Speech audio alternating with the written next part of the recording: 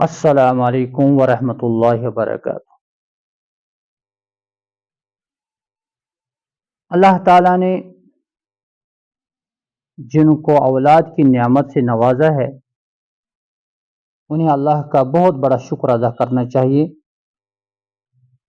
یہ اولاد اللہ کی ایک نعمت ہے جس کے بارے میں آپ جانتے ہیں، اور میں نے اس سلسلے میں ایک ویڈیو بھی بنایا ہے جو میری چینل پر موجود ہے، وہاں جا کر آپ اس کو دیکھ سکتے ہو۔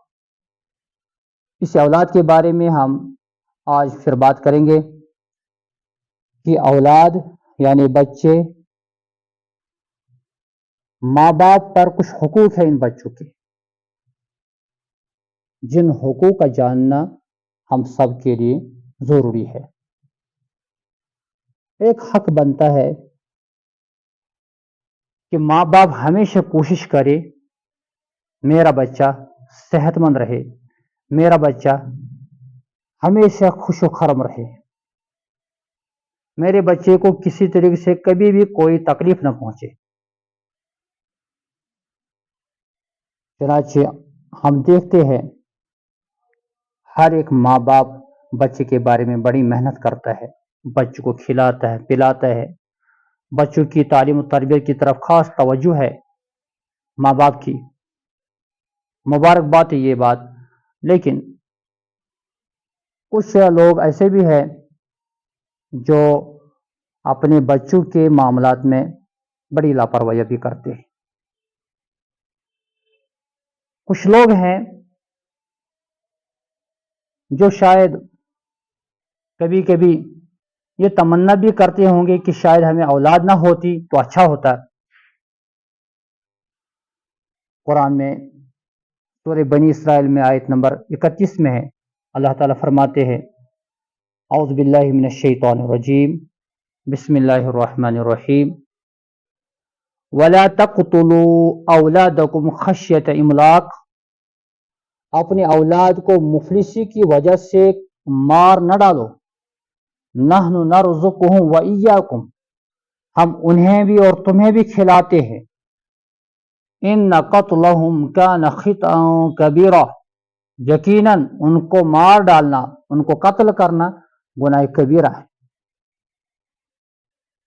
یہاں تک کہ مسائل میں یہ بات بھی آئی ہے، آپ جانتے ہوں گے یا نہیں تو علماء سے آپ رابطہ کریں، ان سے آپ یہ مسائل پوچھیں۔ ان میں سے ایک مسئلہ یہ بھی ہے کہ جب بچہ ماں کی پیٹ میں 4 مہینے کا ہو جاتا ہے تو 4 مہینے کے بعد کسی بھی صورت میں ماں باپ کے لیے اجازت نہیں ہے اس بچے کو ماں کے پیٹ میں ختم کرنا ہے، ضائع کرنا ہے۔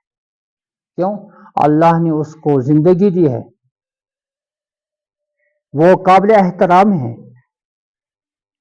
جب یہ بچہ دنیا میں آ جاتا ہے، کچھ ٹائم پیٹ میں گزرنے کے بعد پھر ماں باپ پر ایک ذمہ داری بن جاتی ہے کہ اس بچے کو دودھ پلائے۔ چنانچہ عموماً اپنی مائیں اپنے بچوں کو اپنا دودھ پلاتی ہے، اور آپ نے ہسپتال میں دیکھا ہوگا وہاں لکھا ہوا ہوتا ہے سب سے بہترین غذا جو بچے کے لیے ہے وہ اس کی ماں کا دودھ ہے، اور ماں تو اس کے لیے قربانیاں دیتی ہے۔ الحمدللہ اس وقت جو بچہ بالکل ہر اعتبار سے اپنے بڑوں کا محتاج ہوتا ہے، کھانے کے لیے، پینے کے لیے،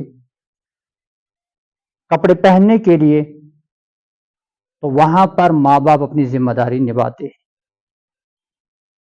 اس کے بعد دوسری ذمہ داری کیا ہے اپنے ماں باپ پر بچوں کی؟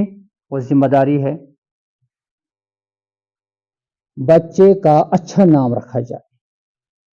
نبی اکرم علیہ السلام نے بیان کیا، روایت کر رہے عبداللہ بن عباس رضی اللہ تعالی عنہ، یہ مشکات المصابیح کی روایت ہے کہ مَن وُلِدَ لَهُ وَلَد، جس شخص کو اللہ نے اولاد دی ہو، فَلْيُحْسِنْ اسْمَهُ، چاہے کہ اس کا نام اچھا رکھے، وَأَدَبَهُ، اور اس کا ادب کی تعلیم دے، تربیت دے۔ تو ان میں سے پہلی ذمہ داری ہے بچے کا نام رکھنا ہے، اور وہ بھی اچھا نام جس نام کے اثرات بچے پر پڑ جائے۔ اگر نام بچے کو غلط ہے آپ اس کو فوراً تبدیل کیجیے، بدل دیجیے، دوسرا نام رکھیے جو اچھا نام۔ یہ سنت ہے آپ صلی اللہ علیہ وسلم کا۔ آپ صلی اللہ علیہ وسلم نے اپنی حیات طیبہ میں बहुत सारे असहाब का, सहाबियों का नाम बदल दिया क्योंकि नाम गलत था और सही नाम रखा है। चुनांचे रवायतों के अंदर आता है हजरत अबू बकर सिद्दीक रजी अल्लाह तआला अन्हु का जो नाम था आप जानते होंगे, अब्दुल काबा, काबे का बंदा। हुजूर ने नाम बदल दिया और नाम रखा है कि आप अब्दुल काबा नहीं, आपका नाम होगा अब्दुल्लाह, अल्लाह के बंदे हो आप। हुरैरा रजी अल्लाह तआला अन्हु, इनका नाम था अब्दुश-शम्स, सूरज का बंदा। हुजूर ने नाम बदल दिया सल्लल्लाहु अलैहि वसल्लम ने और नाम रखा अब्दुल रहमान। एक का नाम था जब्बार, मतलब है जबर करने वाला। आप सल्लल्लाहु अलैहि वसल्लम ने उनका नाम रखा अब्दुल जब्बार। अंदाजा हुआ होगा आप अलैहिस्सलाम को उम्मत की कितनी फिक्र थी कि मेरी उम्मत का नाम भी अच्छा होना चाहिए।